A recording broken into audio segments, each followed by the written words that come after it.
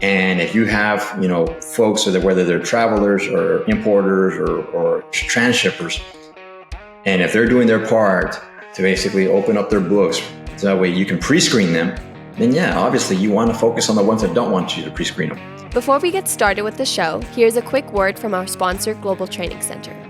As trade compliance professionals, you want to make sure that your procedures and documentation are completed as correctly as possible to avoid any delays and possible fines. We provide a range of trade compliance courses that will fit your needs.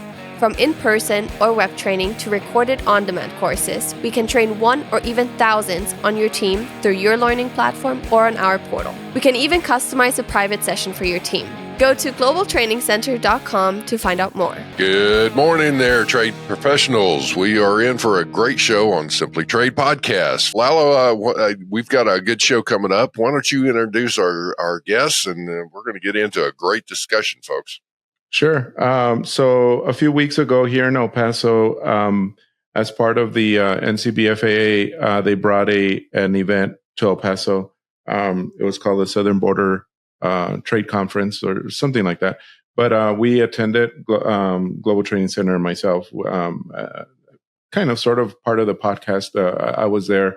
It was a one-day event, and it was really interesting. It was really good because it focused a lot around security, a lot of information on data and cyber and just physical security. There was a second part to that conference that was actually like really intense security stuff. I mean, like they had some really like hardcore security stuff. But anyway, as part of that, I met the president of an organization called the Business Alliance for Secure Commerce, otherwise known as BASC. Some of you may or may not know about it, but I met him. He's a president. He's the international president for BASC. His name is Erik Moncayo. He is based out of, he's physically in San Antonio, Texas, but the organization, I believe, is based out of Miami. I may be wrong or not, but the reason we have him on is because we are trying to help them and talk a little bit about both the organization, but also the fact that they have a annual conference coming up here in September. So we'll talk a little bit about that. It will be in Miami, September 25 and 26. But let's bring them in. Hey, Erik, how are you doing? Lalo, Andy, thanks for having me. Good to see you guys again. I feel like I run into you guys at every trade show that I go to, at least the last couple of years now. I'd be a part of it. Oh, it's great. Well, welcome to our show. This is going to be, I think, a really good discussion because folks talk about, supply chain security and security of cargo and security of ports and security of this and that and whatever else. So it's like I'm going to be very interested in learning more about BASC because I got to say, personally, I'm actually not as familiar with it. Lalo was talking about it, was talking very positively about what you guys have got. So once you talk a little bit of that, why don't you mention a little bit about what is BASC and what's its focus as far as the association? Sure. So let me tell you a little bit about myself. So one thing I don't know if I mentioned it to Lalo the last time we spoke, but I'm actually born and raised in El Paso, Texas. And then I joined Customs and Border Protection probably about 28 years ago now. And I left El Paso and never went back. And so I've been traveling all over the world. I've lived in several different countries and had several different assignments with U.S. Customs. And then I retired with U.S. Customs in 2021. So I was in Washington, D.C. I was the head of international affairs for Customs when I retired. And then my second to last duty station was San Antonio, Texas. And my family wanted to come back to San Antonio, Texas. So we moved back to San Antonio. And then after I'd been out of the federal government for a couple of years, I was contacted by the World BASC Organization, and they inquired if I'd be interested in joining them as a member of their team. And for background, I didn't really get to know BASC until I was living in the country of Panama. And so when I was working with U.S. Customs, I was a diplomatic representative to the country of Panama. And one of the first meetings that I took when I was down there was with the local BASC chapter. And so I didn't know much about the organization until I met them there. And so the lady that was the director of that office we sat down and we had a long conversation, and I learned really quickly that she was essentially advocating on behalf of the private sector to the host nation government, the government of Panama, on all things trade facilitation, all things cargo security, all things security of importations, exportations, and transshipments. As you can imagine, Panama is a very critical, very strategic transshipment point for the entire Western Hemisphere. And so they're very concerned about trying to make sure that the trains, the trucks, and the boats are moving through Panama as quickly as possible. So anything they can do to facilitate and expedite the trade is of critical importance to them. And so she represented a couple of hundred different companies as a BASC chapter president. And so in speaking to her, I realized really quick as a customs rep that she was going to be one of my best friends in the country, because she was able to bring in the trade community so that way I could have a conversation with them on behalf of the U.S. government. And then together we could go and we could have a conversation on speaking in one voice to the government of Panama, talking about back then they didn't have an AEO program, and back then they didn't have a lot of these things that are commonplace nowadays in many countries. And so we were basically kind of initiating that conversation, representing the U.S. government and the private sector in the country of Panama. And so when they called me several years later and asked me if I'd be interested in joining the team, for me, it was just an extension of what I'd been doing for the past 25 years. As a customs representative, I'd been speaking to the trade community, to foreign governments about the importance of trade security, cargo security. And so simply, I was just moving to the other end of the table now. And now I'm a representative of the trade community, speaking to governments in general about the importance of cargo security and collaboration and information sharing and all those types of things. So it was a very smooth transition for me to slide over to BASC. And so when they brought me on as the executive director. And then after I'd been on for a few months, the president at the time, his name was Fermin Kusa, he retired from the World BASC Organization, and then they offered me the international president job, which is what I'm doing now. Is I'm the international president of the World BASC Organization. And so just to give your audience a little bit of background, so in the mid 90s, there was conversations that were taking place with the U.S. Customs Service and the maquiladoras in Southern California, the companies that had bases and operations in Southern California, the San Diego area, and the Tijuana area. And so they were trying to figure out a way to keep the cargo moving along the San Diego-Tijuana border. And one of the things that they were very concerned about, because back then Mattel had their maquiladora in Tijuana. And so they were very concerned about, these shipments of trucks and Barbies being contaminated with marijuana or other types of drugs. And so they were very concerned about, their brand being impacted negatively by the cartels operating in the area. So they're very interested in working with customs to not only expedite their importations into the U.S., but they're also very interested in securing their operation. And so that led to a pilot program. Again, this is 1996. That led to a pilot program where Mattel and several other companies started working with customs to basically open up their doors so that way customs could come and inspect their operation and make sure that they were doing everything in their capability to secure their operation to minimize the risk. Obviously you can't eliminate risk, but you can do your best to minimize it. And so that pilot program was started in the mid 90s in San Diego and Tijuana, of this collaboration between customs and the private sector, where the onus is on the private sector to secure the supply chain, or at least do their part to secure the supply chain. All right. And Erik, let me jump in here on this, is that I love this approach, because in this collaboration, this is one of those where if you're a good corporate citizen, is coming and collaborating with, customs and the other agencies, if you will, as appropriate, to say, this is what we're doing. We're crossing the T's, dotting the I's. Is there anything else that you think that we need to do? But what it does is you take this big bucket of cargo that's moving, and at least now it's compartmentalizing or segregating out that stuff that has already been looked at. Is like, you know what? These guys have a good handle on it. Let's take that out. And so it enables you to, which is probably the majority of the cargo anyway, that people are good corporate citizens, they're doing their thing. But as customs, it allows them to be able to focus on the items that they need to be focused on. So in other words, the good stuff is processed. It's good. It gets processed quickly. And then, again, it's focusing on that smaller percentage, which I love is so to that effect is that I think that's one of those that also helps in the morale of customs as well as the agencies and all that. Would that be a pretty fair statement and a good way to work it? Absolutely. So what you're talking about, Andy, is something that's become kind of a common playbook now in the 20th century, and or the 21st century, because this was a conversation that was initiated in the mid 90s before any of these programs existed. There was no CTPAT back then. There was no AEO program back then. A lot of things have changed since then. And so back then, this was the initial stages of these types of conversations, which now we see them very clearly. It's like, oh yeah, that sounds just like what CTPAT's trying to do, or that sounds exactly what like the AEO programs that we're trying to get off the ground in all these different countries.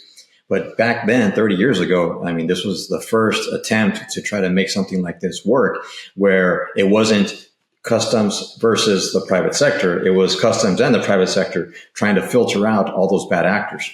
Well, and I was going to say, you were right in the midst of a change in the approach that customs was taking, because up to that point, and I remember that era, up to that point, it was a case where customs looked at everybody as you're just, everybody was trying to smuggle something, or everybody was, we got to prove you that you're a good one. And so, as you said, it was that conflict type right off the bat, and puts the private sector at the defense, or in a defensive posture.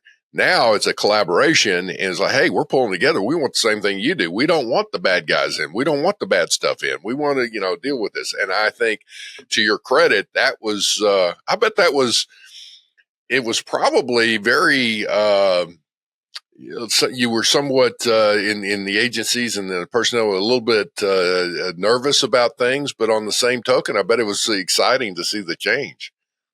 Well, I'll be honest with you, Andy. So I was living in Mexico in the mid 2000s when we were starting off the FAST program.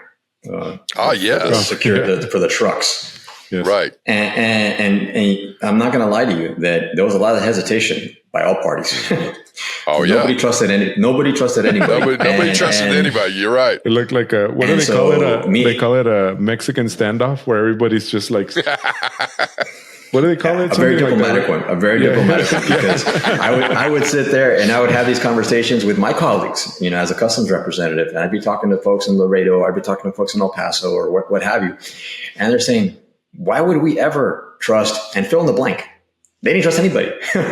So talking to the guy at the port that's working the cargo lane, and explaining to him, okay, well, you don't need to check this truck. Just like Andy said, the idea is that truck's already been screened, so you don't need to check it. And he's like, I would never trust you to tell me which ones I should and shouldn't screen. As a matter of fact, the one I'm going to screen is the one you told me not to look at.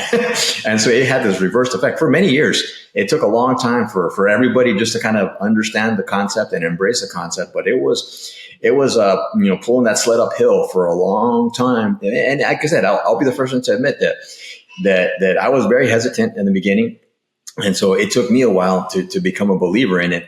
And then once I became a believer, I became an advocate for it. And so that's something that was kind of my job in many places that I worked. The latter half of my career was trying to promote all these different trust programs, not just the traveler and the trader programs, but the ones for folks that are flying into the country, which is now global entry, pre-check, all these different things that we've now gotten so accustomed to, back in the 90s, post 9/11, speeding things up and less screening were the exact opposite of where everybody was rowing. And so it took us a while just to kind of start moving that battleship and start pivoting back to, okay, so like you said at the beginning, let's focus our attention where we have to.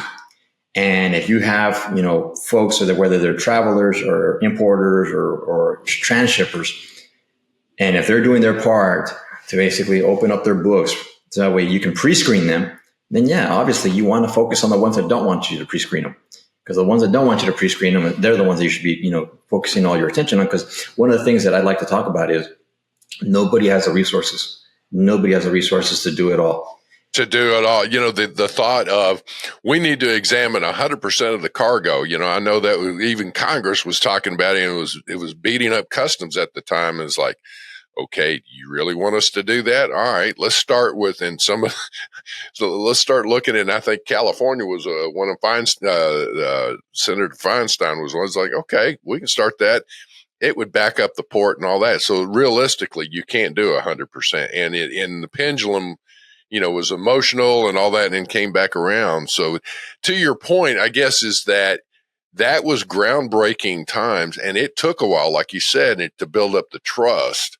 And as things have gone on, now look at where we're at, is that there is strong collaboration on so many fronts.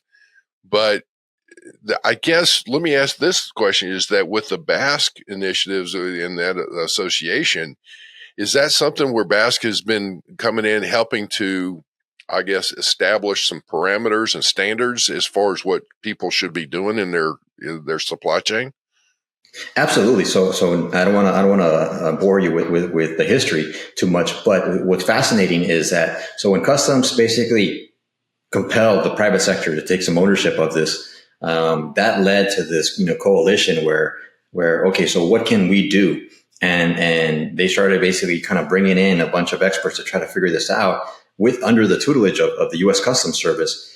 And so where the initiative actually took off was in Colombia, because they were reeling and recovering from their narco wars of the 80s. And so they were trying to get their business and their commerce with the U.S. jump-started. And so they were looking for anything they could do to basically build up that trust with the U.S. government to allow more shipments at a more expedited rate coming out of Colombia.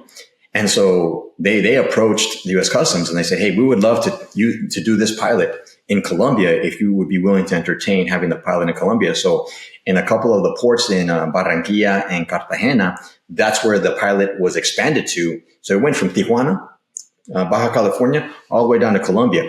And then in Colombia, it just spread like wildfire. And so nowadays we have over 4,000 companies all through Latin America. And most of those are in Colombia, in Peru, and in Ecuador.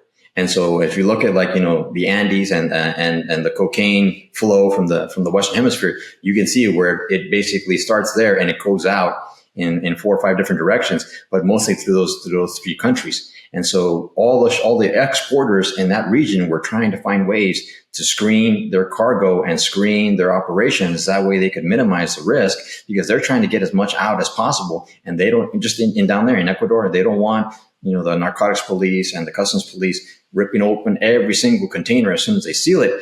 And so what they're trying to do is try to adopt as many best practices as they can to secure their cargo. And so that turned into the management system that BASC built in the late 90s at this point. And that has evolved over the years. And because we were started with customs, we've always been very attuned to input from customs to include different facets of the evaluation process to make sure that the business, the trades community is doing their part to screen as much of their operation as possible. And so after 9/11, Commissioner Robert Bonner, he wanted something like that in-house. He wanted an internal program to do something like that. And there was where CTPAT was born. And so CTPAT was born, but it was the same group of people that had helped start BASC using the same, table of contents per se of how BASC was built to start the CTPAT program. And the 2 programs have grown side by side ever since. And so now CTPAT's up to 11,000 members. BASC is up to 4,000 members, but we have maintained alignment with the CTPAT standard ever since. And so to this day, when CTPAT rolled out the forced labor requirements, BASC adjusted their standards to make sure that they were still harmonized, still aligned with the CTPAT standard. So if you get a BASC certification anywhere where BASC operates, and we're in Latin America, that standard, the certification from BASC, is going to be consistent with any CTPAT certification that anything CTPAT can ask of you.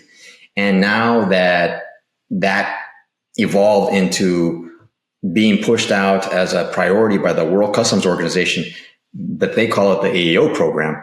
US calls it CTPAT, everyone else calls it the AEO. So what BASC has tried to do is we've tried to spend the last 10 years now helping all these different customs agencies throughout Latin America build their AEO programs. And so what we do is not only we bring in our experts to explain to customs, this is all the different facets of the risk analysis cycle that you want to be looking at, but you also want to be training your people and then training the trade community. And so there's a lot of training that we offer to to different customs agencies throughout Latin America. And then we help them build up their programs, because what we want to do is we always want to be that advocate and that ally to the trade community and to the public sector. You know, we see ourselves in BASC as basically that middle point, that liaison between the two entities. BASC is a non-for-profit agency. And so what we try to do is basically help both achieve those common objectives. And so, like you said, this is something that where we're at today, it's amazing that we've come this far. There's still a long way to go. But nonetheless, now you see that commitment across the board from every government that we deal with throughout Latin America is committed to building their AEO program. They're committed to selling it to the trade community in their countries. And we in BASC are committed to helping them any way that we can. And so we've been able to grow as a good partner, not only to the U.S. Customs, but to basically every customs in Latin America over the last 25, now 30 years. Well, and here's the thing is that what I'm seeing and what you're doing with your organization excuse me, is coming alongside both the customs side and the private sector side to, I guess, standardize the approach in these different countries on what to look for, what to expect.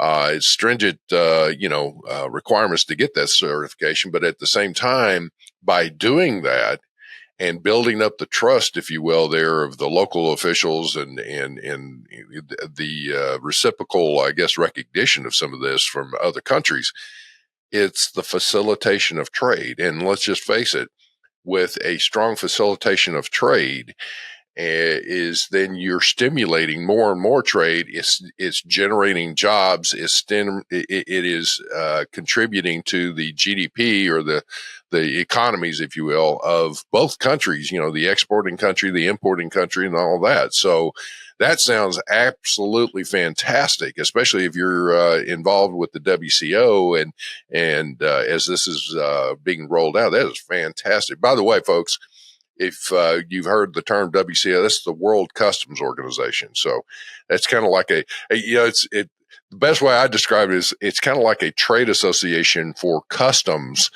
of officials in different countries, all working together, I guess, right? It's like the UN of customs. There you go. Yeah. That's true. So I've had the privilege of, working with and sitting in meetings from a private sector in WCO, and I saw some of the integral. That's probably a better way of the UN and of customs. It's some of the positioning on different issues that go on from different countries is like, but it's still fascinating. It's good. It's fascinating. So where do we go next? It's like, so getting this certification, is the certification then for a company or for individuals, or what do we do here, or for facilities? What?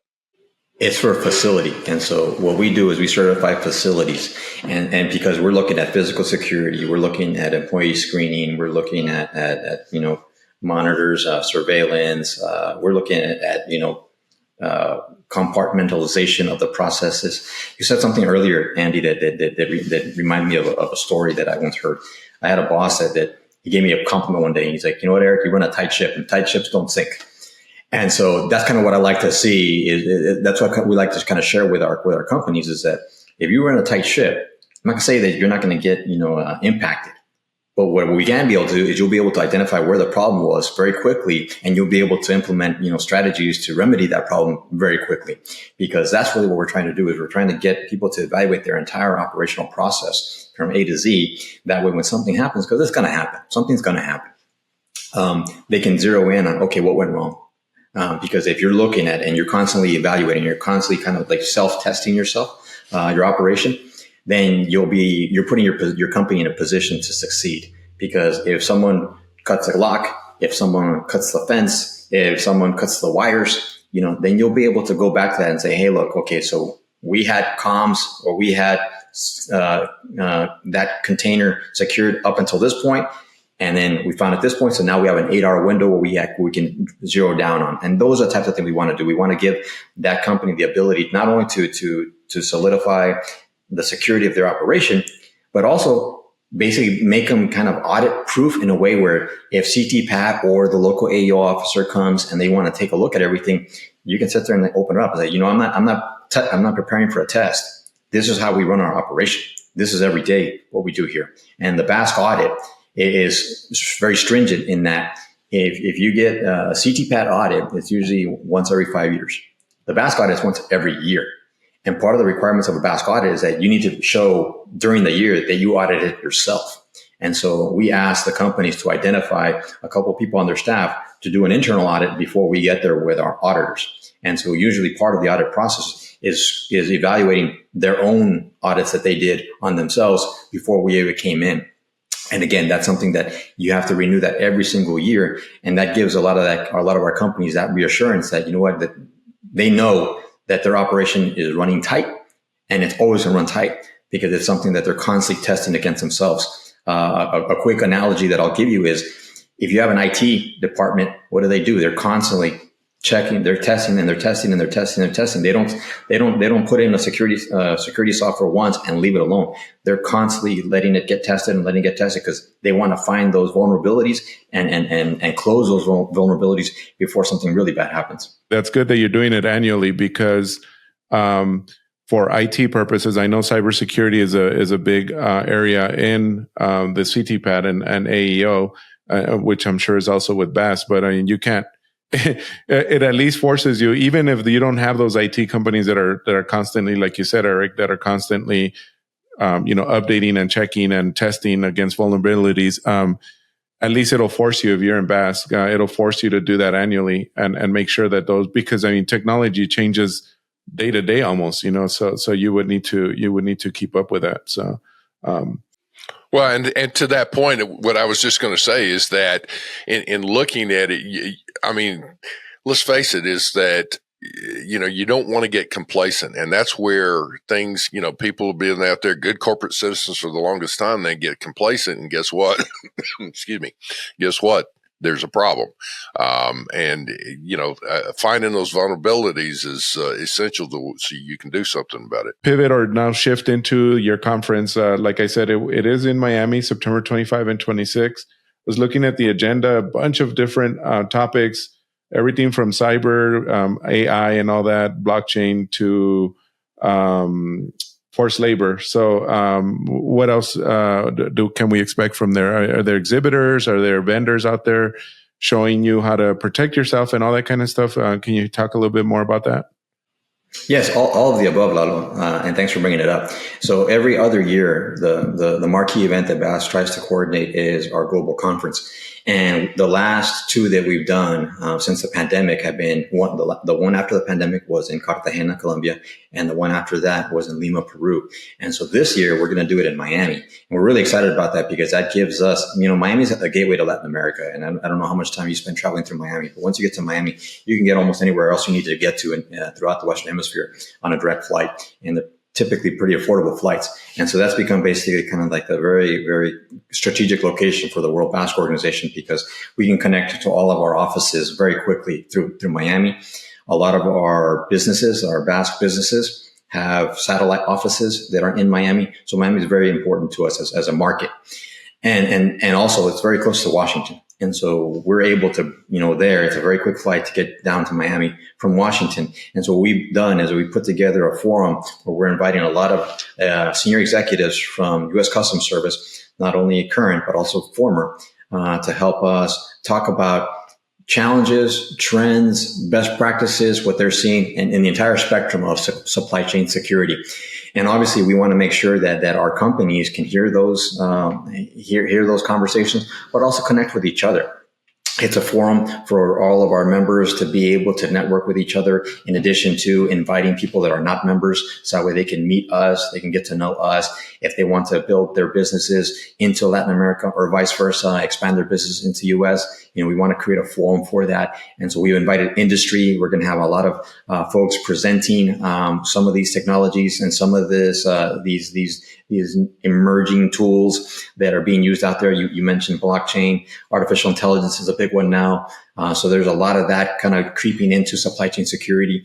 And so I know some of the conversations that we've had when I run into you guys at different events, a lot of those same companies are going to be presenting at our conference. They're going to have booths there, whether it's software to help you secure your supply chain, evaluate your supply chain, whether it's, physical security tools to secure, track, containers, whether it's training to be able to, educate the workforce or educate your partners on what supply chain security is.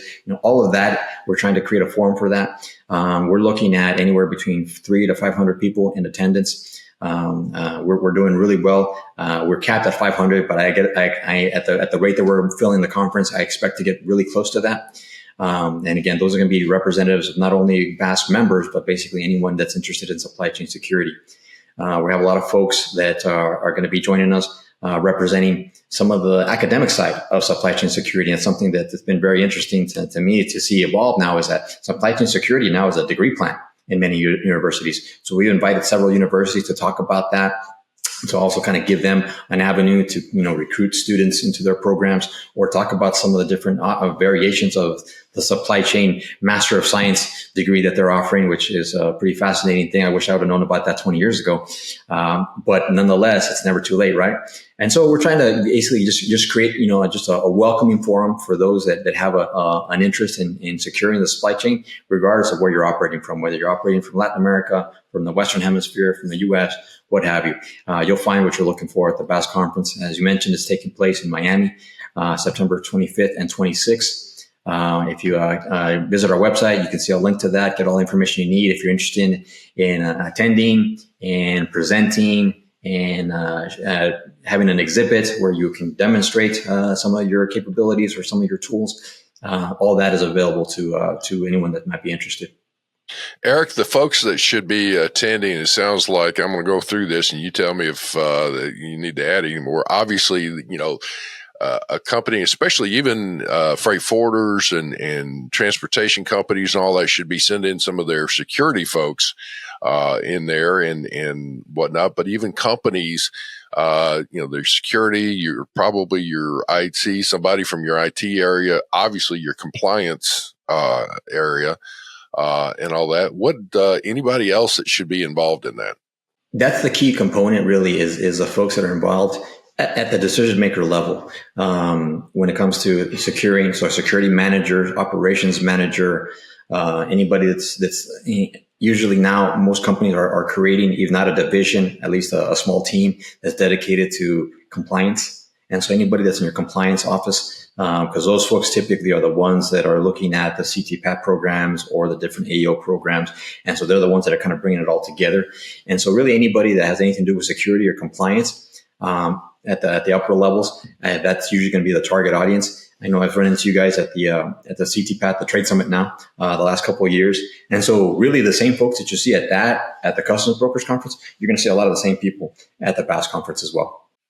Well, and the focus is a little bit different because, and so gaining that knowledge and expertise. The other would be folks that you just mentioned. If you are from a university or college that has a degree in, supply chain, in logistics, obviously supply chain security or cargo security type things and all that, they're, obviously sending somebody from the university to look at that, review that, the more of the current issues that you just mentioned from the conference, and take that back to see what updates they need to do for their degrees to keep it relevant and current would be paramount, I think.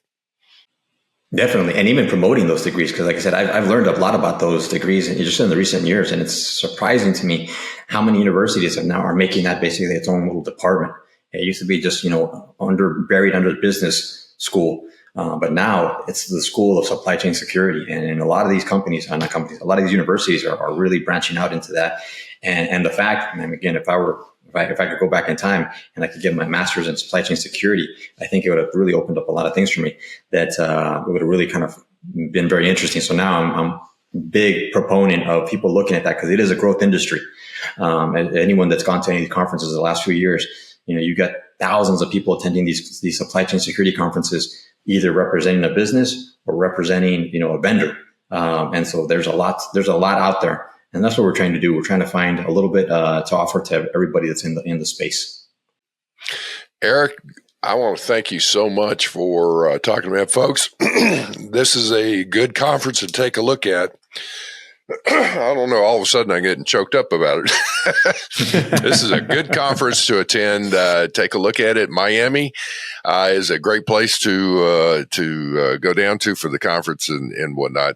We'll have contact information in our show notes and whatnot. But Erik, thank you so much for coming on to our show, and this has been great. And it's one of those that I'm not going to be able to go down there this year, but hopefully in future conferences we'll get to attend. Well, thank you for inviting me, Lalo, Andy. It's a pleasure to join the podcast. I've been following it for quite some time now, so it's a privilege to be with you guys, and I look forward to seeing you guys soon. Thank you, sir. Thank you, Erik. Thank you very much for joining us. SimplyTrade is brought to you by the generous contributions of Global Training Center. You can follow the show and GTC on LinkedIn or Twitter and other social networks. Make sure you check out the show notes in the description for a full rundown of today's show with all the important links. Also, make sure that you share this with a friend and subscribe on your favorite streaming platform. We really like hearing from you. If you enjoyed the show, make sure to rate and review wherever you listen to this podcast. If you or someone you know would like to be a guest on the show or would like to sponsor SimplyTrade or suggest any topic you would like for us to discuss, please contact us via email at simplytrade@globaltrainingcenter.com, or you can DM us on Twitter at SimplyTradePod. Thank you again for the privilege of your time. Happy trading. SimplyTrade is not a law firm or an advisor. The topics and discussions conducted by SimplyTrade hosts and guests should not be considered and is not intended to substitute legal advice. You should seek appropriate counsel for your own situations. These conversations and information are directed towards listeners in the United States for informational, educational, and entertainment purposes only and should not be substituted for legal advice. No listener or viewer of this podcast should act or refrain from acting on the basis of information on this podcast without first seeking legal advice from counsel. Information on this podcast may not be up to date depending on the time of publishing and the time of viewership. The content of this posting is provided as is. No representations are made that the content is error-free. The views expressed in or through this podcast are those of the individual speakers, not those of their respective employers or Global Training Center as a whole. All liability with respect to actions taken or not taken based on the contents of this podcast are hereby expressly disclaimed.